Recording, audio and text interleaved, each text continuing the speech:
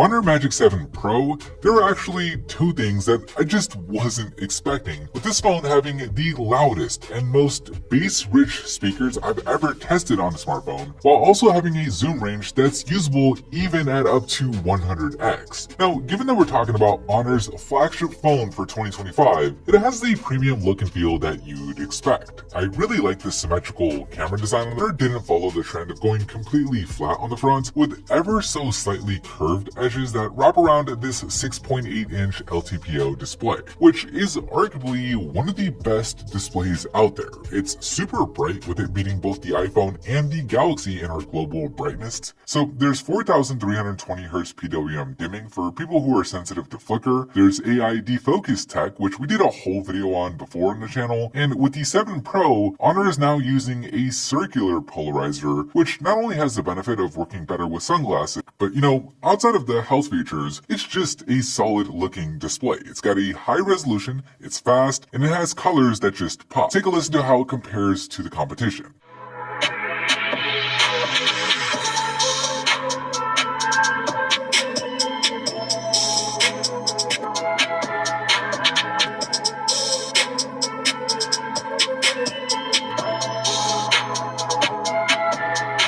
Allowing the speaker to pump more air and effectively amplify those lower frequencies. The phone is powered by the Snapdragon 8 Elite chip. Qualcomm is claiming a 45% boost in CPU performance and a 40% improvement in the GPU, so games on here run super smoothly even at high frame rates, and switching between apps on here is super snappy. The phone also did really well in our battery test, with the 5200 in this global variant, helping it last over 28 hours, officially ranking it in our top 5850 mAh battery that they use in the global, to 100 watts of wired charging and 80 watts of wireless charging, with it going from 0 to 82% in just 30 minutes in our wired charge test, which more than doubles the iPhone's results despite having a bigger battery to fill up. But moving on, let's talk about this camera system. So you get a 50 megapixel main camera with an adjustable aperture and a 50 megapixel ultrawide. And the results they produce look great. They're right in line with what you would expect from a flagship in 2025, with a sharp image and strong performance in low light.